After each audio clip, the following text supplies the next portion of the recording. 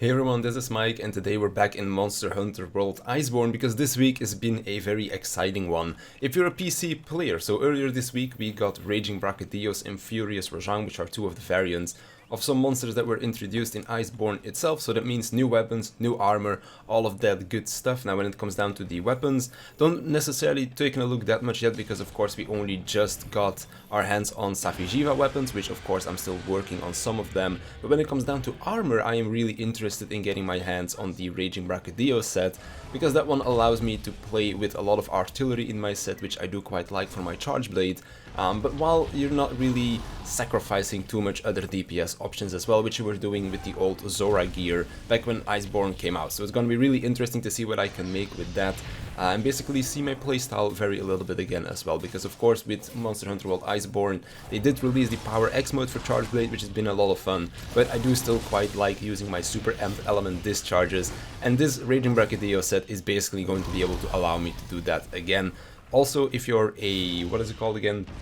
A gun lance player, I think it was the long gun lance more specifically, then this set will also be pretty good for you, so definitely keep your eyes on that one if you want some artillery in your set, because it's going to be very helpful for you. Now, the real exciting thing about all of this is that the Full Bloom Festival came out yesterday. Now, not just the exciting thing is that it came out yesterday, but it came out for both PC as well as for consoles. Now, as a PC player myself, we have basically always been lagging behind on the console version, like Iceborne came out 6 months earlier on console, Safijiva came out a few months earlier on console, and then of course these two variants that I just talked about, Raging Brachydios, Furious Rajang, they came out a few weeks ago on consoles as well, but now this Full Bloom Festival came out for both consoles and PC at the same time, and this is basically the point in time where the two versions are going to be syncing up and going to be releasing all of the same content at the same time for all of the versions. So it's going to be a really exciting time for us PC players, especially because we're finally synced up and we can enjoy all of the new content that Monster Hunter World Iceborne has to offer together with the console players, which is a really exciting thing for me, because it's always felt really bad when new stuff would come out and it looked really exciting, but we couldn't play it just yet. We'd have to wait a few months, a few weeks or something like that, and now everything is synced up. It's a really exciting time to be playing on the PC version. Now, other than that, of course, this Full Bloom Festival is also a really cool thing that is coming back, because of a few reasons. So first of all, it is a festival, meaning that we get access to all of our old event quests again as well. So if there's some old events that you still want to do for some layered armor, some weapons, stuff like that, then now is basically the time to do that. But together with this festival, we also have a couple of new things that were introduced as well. So just like with the last festival with the Astral set, we now have a new layered armor set that we can go after. It basically works the exact same way, so you do your daily bounties, I believe they're called. They're basically like your daily missions, which give you tickets. You use those tickets to craft the armor set, and then when you have a full armor set equipped, you have a higher chance of dropping the VIP tickets, which you can then use to craft the layered armor. Now, of course, in the last few updates, layered armor has gotten quite a lot of additions to it, so there's a lot of layered armors that you can craft now, so just adding more customizability to your hunter, which is always a very good thing.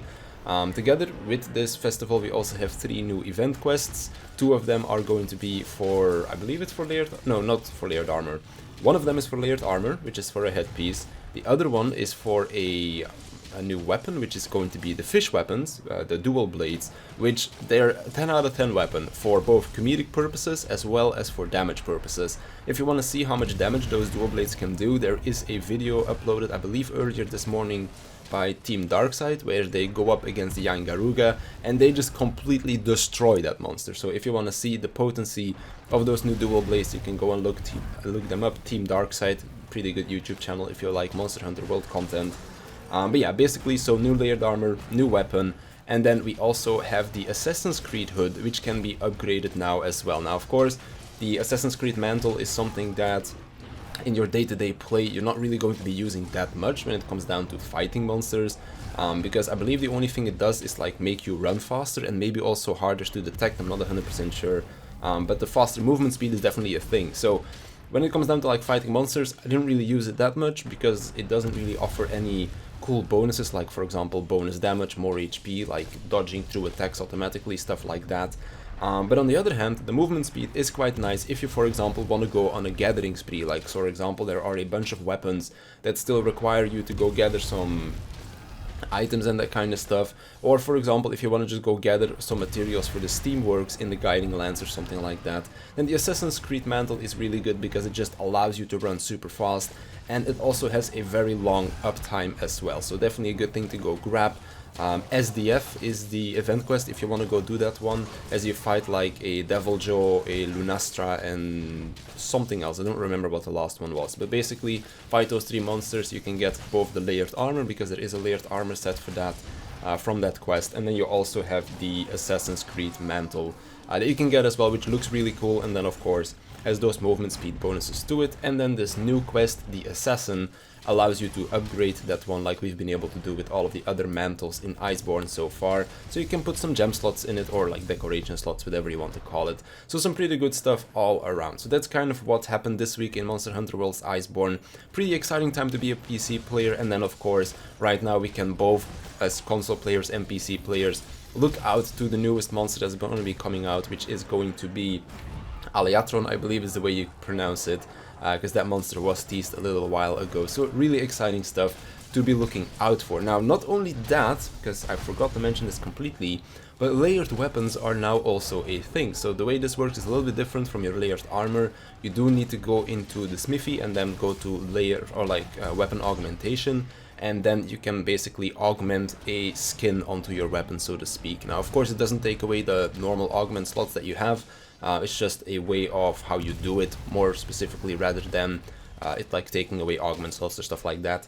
But you can also not really put everything on all of the weapons just yet. So not every weapon can be layered yet. Not every weapon can also be transformed. So like basically not every weapon can be skinned, and also not all weapons are skins kind of things just yet.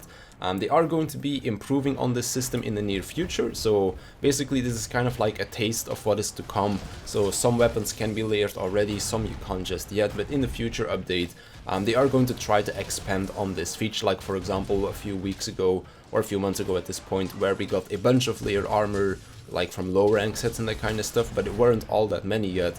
And then in a later patch we got basically all of the low rank and high rank layered armor sets, which was pretty cool. And this layered weapon system is pretty much going to be the same, where right now it's very limited in what you can do, what can be skinned, what skins are available, and then of course in a future update they are going to be expanding on this, making it so that you'll be able to make a lot more layered armor stuff and layered weapon stuff. So really looking forward to all of that kind of stuff, because more customizability is very fun. Of course we have a lot of cool looking weapons, like for example the Wyvern Ignition Greatsword is my favorite looking greatsword, and I'm not really a greatsword player myself, so if I want to play with a greatsword, I want to play with Wyvern Ignition because it just looks badass.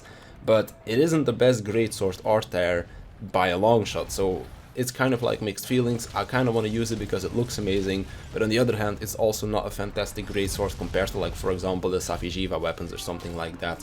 But then of course when this layered weapon system is going to be expanded upon, I can just slap that Wyvern Ignition onto my Safi'jiiva axe or greatsword, whatever, and then I'll be good to go like that as well. So basically really looking forward to all of that stuff. PC and console now being synced up. It's basically a great time to be a Monster Hunter World player. But that's all I wanted to talk about in today's video. I want to thank you for watching, I want to thank my Patreons for supporting me, and I'll see you in the next one.